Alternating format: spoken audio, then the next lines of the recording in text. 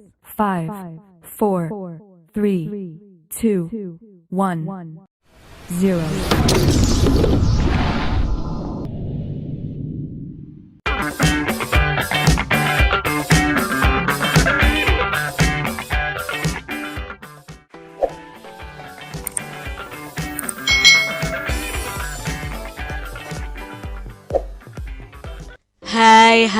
Hai. Selamat datang di channel YouTube Kak Citra. Apa kabar nih adik-adik semuanya? Kak Citra berharap kalian dalam keadaan yang baik, sehat, dan siap untuk belajar ya. Hari ini kita akan belajar bersama-sama untuk mata pelajaran tematik kelas 2. Kita belajar di tema 3, tugasku sehari-hari, subtema 3, tugasku sebagai umat beragama, pembelajaran yang pertama. Mari adik-adik kita belajar dengan penuh semangat. Bagaimana cara kalian mengucapkan salam sesuai agama kalian? Nah, adik-adik, agama yang ada di Indonesia, yang diakui di Indonesia itu ada 6, yaitu Islam, Kristen, Katolik, Hindu, Buddha, dan Konghucu. Nah, setiap agama itu memiliki salam yang berbeda-beda. Contohnya untuk umat agama Islam, salamnya adalah Assalamualaikum warahmatullahi wabarakatuh. Lalu untuk umat agama Kristen dan Katolik itu salamnya hampir sama, yaitu semoga Tuhan memberkati atau Shalom. Lalu untuk umat agama Hindu itu ada Om Swastiastu. Lalu untuk umat agama Buddha itu ya, kalian bisa cari tahu ada Namaste, ada salam kebajikan, itu untuk umat agama Buddha dan Konghucu. Setiap siswa itu memiliki agama yang berbeda. Mereka memiliki tata cara yang berbeda dalam menjalankan ibadahnya. Walaupun kita berbeda agama, kita harus tetap saling menghormati. Setiap siswa bebas menjalankan agamanya. Antar umat beragama dilarang memaksakan kehendak. Mari adik-adik, walaupun kita berbeda agama, kita harus tetap saling menghormati. Tugas siswa adalah menjaga kerukunan antar umat beragama. Jangan jadikan perbedaan itu sebagai perpecahan, sebagai ajang pertengkaran adik-adik. Tetapi dengan perbedaan itu kita harus hidup rukun. Budaya tolong-menolong. Hari ini Siti belajar dengan ceria. Siti bersama teman-teman berdoa dan memberi salam kepada ibu guru. Ibu guru menyampaikan pengumuman. Pengumuman itu berisi berita tentang banjir di lingkungan sekolah. Seluruh siswa ikut membantu. Mereka mengumpulkan uang sumbangan. Sumbangan dari siswa dikumpulkan setiap kelas. Kemudian dari setiap kelas dikumpulkan untuk disalurkan. Seluruh siswa merasa senang dapat membantu korban banjir. Ini adalah budaya tolong-menolong yang dilakukan oleh Siti dan teman-temannya. Diskusikan dengan temanmu atau dengan keluargamu adik-adik tentang gambar di bawah ini. Kalian bisa menuliskan cerita tentang gambar di bawah ini adik-adik di buku tugas kalian masing-masing. Nah, di sini Kak Citra punya ceritanya. Contoh dari cerita yang Kak Citra buat dari gambar ini adik-adik. Kalian bisa buat yang lain dari punya Kak Citra ya. Suatu hari, Desa Sukamaju terjadi hujan yang sangat deras. Karena hujan tidak berhenti, maka terjadilah banjir. Siti dan teman-temannya menggalang bantuan dana untuk para korban. Mereka ingin menolong para korban bencana banjir. Setelah sumbangan terkumpul, Udin memberikan hasil sumbangannya kepada Pak RT untuk disumbangkan ke para korban bencana banjir. Ini tadi sekilas cerita berdasarkan gambar tersebut. Adik-adik bisa membuat cerita lain yang sesuai dengan gambar tersebut ya. Kita sebagai manusia itu harus mau tolong-menolong adik-adik, karena manfaat tolong-menolong itu sangat banyak. Saat kita menolong orang lain, maka kita harus menolong dengan hati yang tulus dan ikhlas. Kita tidak perlu mengharapkan imbalan saat menolong orang lain adik-adik. Nah, manfaat tolong-menolong yang pertama adalah bisa mempererat persatuan dan rasa persaudaraan. Yang kedua, kita bisa meringankan beban orang yang kita tolong adik-adik. Yang ketiga, membuat hati kita merasa bahagia. Itu tadi manfaat tolong-menolong. Jadi mulai sekarang adik-adik harus bersikap mau menolong orang yang membutuhkan.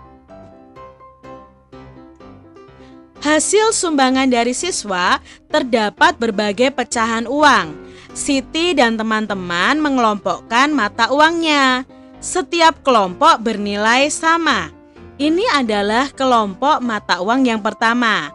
Ada 1 keping uang 100-an dan 2 keping uang 200-an. Satu kelompok ini nilainya adalah Rp500.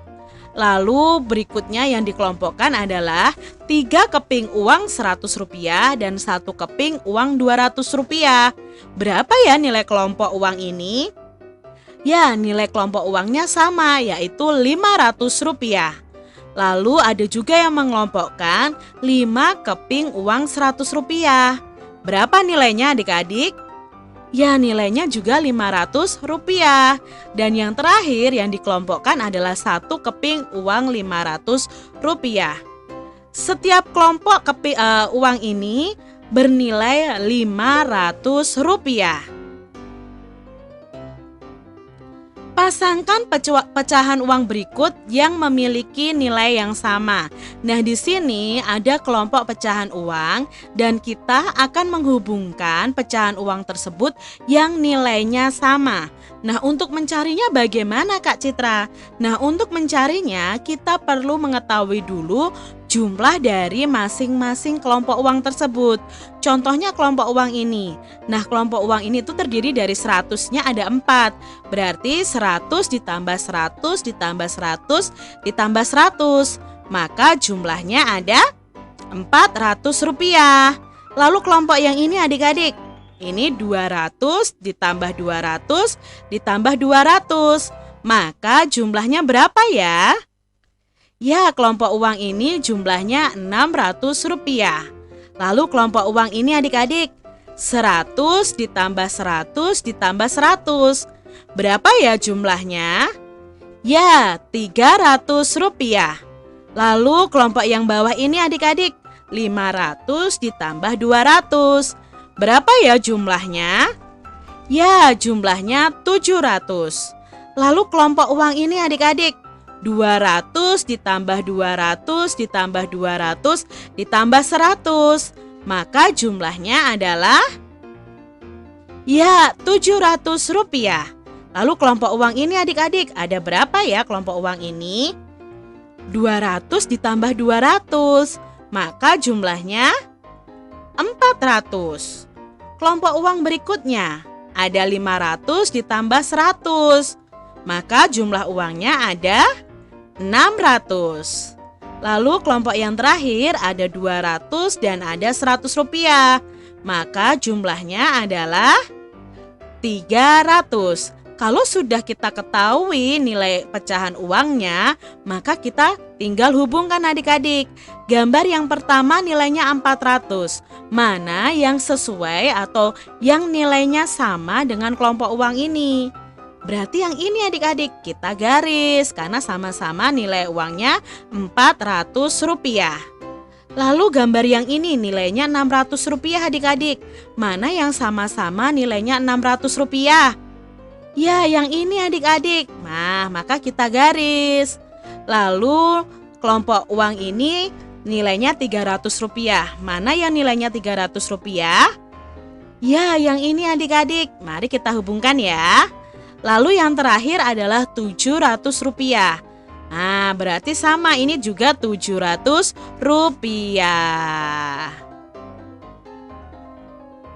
Budaya tolong-menolong itu sangat penting adik-adik. Siti bersama beberapa teman dan ibu guru memberikan bantuan kepada korban banjir. Jadi adik-adik di sini Siti bersama teman-temannya memberikan bantuan kepada korban banjir. Gambarlah keadaan lingkungan yang terkena banjir. Adik-adik bisa membuat gambar imajinatif tentang lingkungan yang terkena banjir. Nah, ini adalah contoh gambar imajinatif. Lalu apa yang kita perlukan untuk menggambar gambar imajinatif ini? Nah, gambar imajinatif adalah gambar yang berasal dari khayalan atau imajinasi. Alat yang kita butuhkan untuk membuat gambar imajinatif adalah buku gambar, pensil, penggaris, penghapus, pensil warna atau cat air atau krayon atau spidol adik-adik. Nah, supaya gambar imajinatif itu lebih menarik atau lebih bagus lagi, kalian bisa memberi warna dengan menggunakan pensil warna, krayon, spidol atau dengan cat air. Nah, ini tadi alat dan bahan yang kita gunakan untuk membuat gambar imajinatif.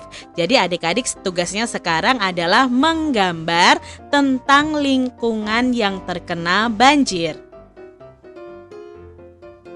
Nah, itu tadi pembahasan kita di mata pelajaran tematik ya. Di tema 3, subtema 3, pembelajaran yang pertama. Semoga video pembelajaran ini bermanfaat untuk adik-adik semuanya. Dan sampai jumpa lagi di video pembelajaran Kak Citra selanjutnya. Tuhan memberkati. Jangan lupa tekan tombol subscribe, lalu tekan loncengnya, tekan juga tombol like, lalu share ke media sosial kalian. Jangan lupa untuk ikuti media sosial Kak Citra. Terima kasih.